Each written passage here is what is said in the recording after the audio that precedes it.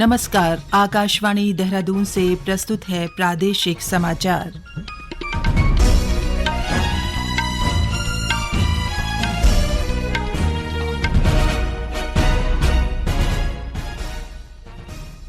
पहले मुख्य समाचार। केंद्रीय शिक्षा मंत्री धर्मेंद्र प्रधान देहरादून में कल विद्यालय शिक्षा और उच्च शिक्षा विभाग की विभिन्न योजनाओं का लोकार्पण और शिलान्यास करेंगे। देहरादून में 17 नवंबर से 5 दिवसीय जीआई महोत्सव का आयोजन होगा। इस दौरान प्रदेश के 18 उत्पादों को जियोग्राफिकल इंडिकेशन टैग मिलेगा। पौड़ी में डेंगू के नियंत्रण और रोकथाम के लिए जिला प्रशासन फॉगिंग और जागरूकता अभियान चला रहा है। और सावरेन गोल्ड बॉन्ड योजना 2023-24 का दूसरा चरण शुरू।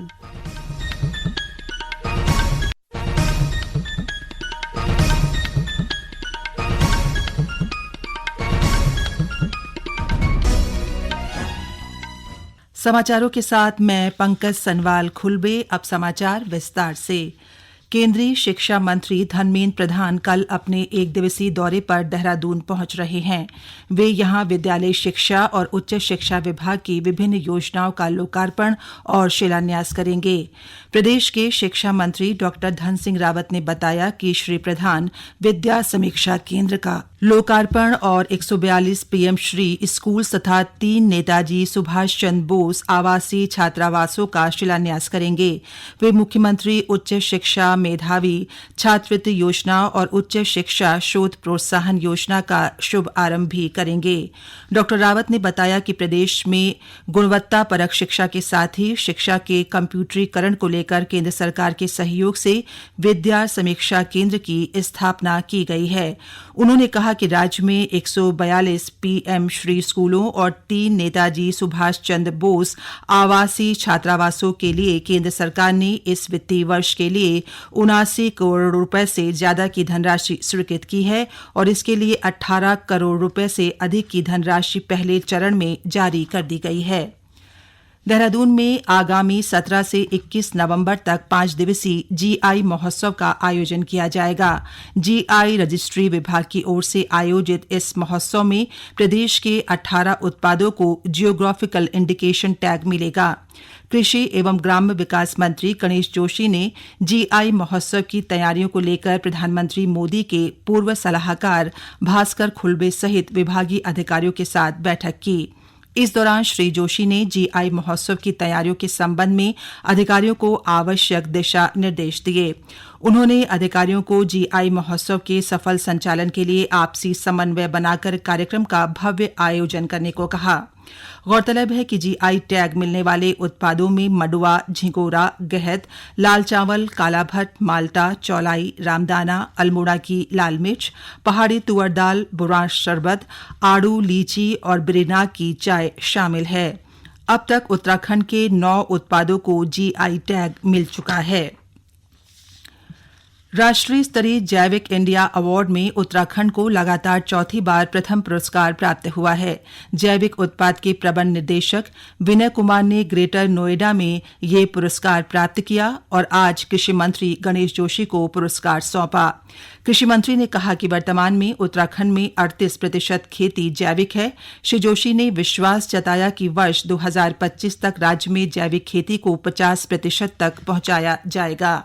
कुमाऊं क्षेत्र के लिए 130 इन्फेंट्री बटालियन प्रादेशिक सेना पर्यावरण द्वारा 25 सितंबर से 30 सितंबर तक भर्ती रैली का आयोजन किया जाएगा। इसके तहत जेसीओ जीडी, जूनियर कनिष्ठ अधिकारी, सैनिक जीडी लिपिक और अन्य पदों के लिए भर्ती की जाएगी। ये भर्ती बटालियन पिथौरागढ़ मुख्यालय में सुबह 6 बजे से आयोजित की जाएगी। भर्ती रैली के पहले दिन 25 सितंबर को अभ्यर्थियों के प्रमाण पत्रों की जांच और शारीरिक परीक्षण होगा और 26 से 28 सितंबर तक मेडिकल परीक्षण करने के बाद 29 और 30 सितंबर को साक्षात्कार लिए जाएंगे। G20 शिखर सम्मेलन की सफलता और मेरी माटी मेरा देश अभियान को मनाने के लिए आकाशवाणी दिल्ली देश के पहले गांव माड़ा में 14 सितंबर को एक कार्यक्रम आयोजित करेगा। आकाशवाणी की प्रधान महानिदेशक डॉ वसुधा गुप्ता इस कार्यक्रम में शामिल होंगी। ये कार्यक्रम ग्राम पंचायत माड़ा, आईटीबीपी और चमोली जिला प्रशासन के सहयोग से आयोजित किया जाएगा। इस कार्यक्रम का सजीव प्रसारण 14 सितंबर सुबह 11 बजे से आकाशवाणी दिल्ली के FM रेनबो चैनल और प्रदेश के सभी आकाशवाणी केंद्रों सहित आकाशवाणी के YouTube चैनलों पर भी किया जाएगा। आकाशवाणी के इतिहास में पहली बार इस तरह के कार्यक्रम का आयोजन माणा गांव में किया जा रहा है। ये समाचार आकाशवाणी के देहरादून केंद्र से प्रसारित किए जा रहे हैं। प्रदेश में डेंगू के मामलों में बढ़ोतरी हो रही है। पिछले 24 घंटों में डेंगू के 24 मामले सामने आए हैं। इनमें सबसे अधिक 15 मामले देहरादून में, जबकि नैनीताल में 8 और ऊधम सिंह नगर में डेंगू का 1 मामला दर्ज किया गया है। पौड़ी जिले में डेंगू रोग के नियंत्रण और रोकथाम के लिए जिलाधिकारी डॉ आशीष चौहान ने स्वास्थ्य विभाग और नगर निकायों के अधिकारियों को लगातार फॉगिंग करने के निर्देश दिए हैं। वर्तमान में जिले में डेंगू के कुल 99 मामले हैं। श्रीनगर हमारे एपी सेंटर के तौर पर दिख रहा था लास्ट ईयर के उसमें, तो इस बार भी हम लोगों ने यही पाया है कि वहाँ के कुछ पर्टिकुलर मोहल्लों में इस तरीके के नंबर ऑफ केसेस काफ़ी ज़्यादा आ रहे हैं। तो वहीं पे फोकस करते हुए जो फॉगिंग की जानी है या घरों में डोर टू डोर सर्वे करवाते हुए वहाँ जो पानी इकट्ठा हुआ उसे हटाना है, या इस तरीके की जो स्थितियाँ जहाँ डेंगू के मच्छर रहते हैं उनको डिस्ट्रॉय किए जाने के लिए हम लोगों ने नगर पालिका और स्वास्थ्य विभाग की कंबाइंड रिस्पॉन्सिबिलिटी फिक्स की।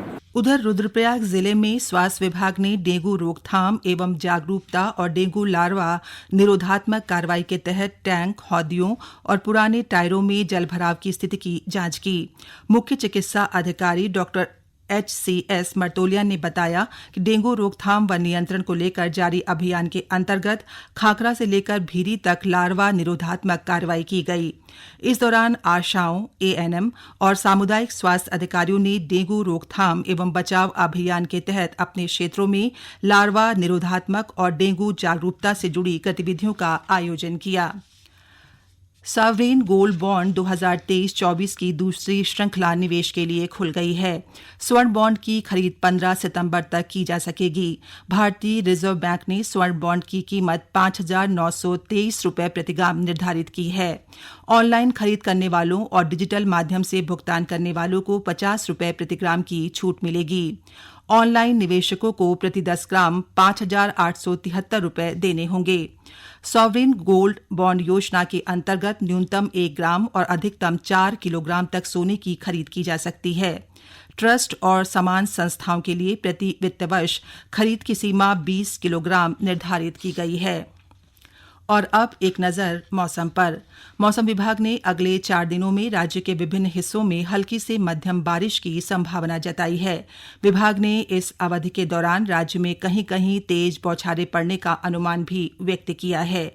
इस बीच प्रदेश के अधिकतर हिस्सों में आज सुबह मौसम साफ बना रहा, जबकि दोपहर बाद राज्य में कहीं कहीं मध्यम बारिश भी हुई। उधर चमोली जिले में बद्रीनाथ, रुद्रनाथ, औली, हेमकुंड साहिब सहित उच्च पर्वतीय क्षेत्रों में इस सीजन की पहली बर्फबारी हुई है। टिहरी के जिलाधिकारी मयूर दीक्षित ने नई टिहरी में केंद्रीय और राज्य स्तरीय योजनाओं के तहत संचालित विभिन्न योजनाओं की समीक्षा की। इस दौरान उन्होंने अधिकारियों को विभागीय कार्यों को समय से करने के लिए वार्षिक कैलेंडर का संशोधित विवरण उपलब्ध कराने के निर्देश दिए।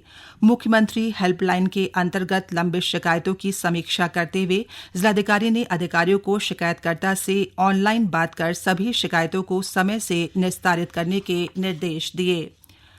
उत्तराखंड राज्य ग्रामीण आजीविका मिशन के तहत उत्तरकाशी में 2 दिवसीय क्षमता विकास अभिमुखीकरण कार्यशाला का आयोजन किया गया। कार्यशाला में नवनियुक्त कार्मिकों को राष्ट्रीय ग्रामीण आजीविका मिशन, ग्रामीण उद्यम वेग वृद्धि परियोजना और भारतीय रिजर्व बैंक के उद्देश्यों के बारे में जानकारी दी गई। इस अवसर पर मुख्य विकास अधिकारी गौरव कुमार ने आजीविका के क्षेत्र में अधिक से अधिक कार्यों को समूहों के माध्यम से करने को कहा, ताकि आय के नए संसाधन सृजित होने के साथ ही स्वरोजगार के नए आयाम स्थापित हो सके। अंत में मुख्य समाचार एक बार फिर। केंद्रीय शिक्षा मंत्री धर्मेंद्र प्रधान देहरादून में कल विद्यालय शिक्षा और उच्च शिक्षा विभाग की विभिन्न योजनाओं का लोकार्पण और शिलान्यास करेंगे। देहरादून में 17 नवंबर से 5 दिवसीय GI महोत्सव का आयोजन होगा। इस दौरान प्रदेश के 18 उत्पादों को जियोग्राफिकल इंडिकेशन टैग मिलेगा। पौड़ी में डेंगू के नियंत्रण और रोकथाम के लिए जिला प्रशासन फॉगिंग और जागरूकता अभियान चला रहा है और सॉवरेन गोल्ड बॉन्ड योजना 2023-24 का दूसरा चरण शुरू। इसके साथ ही प्रादेशिक समाचार का ये बुलेटिन समाप्त हुआ। नमस्कार।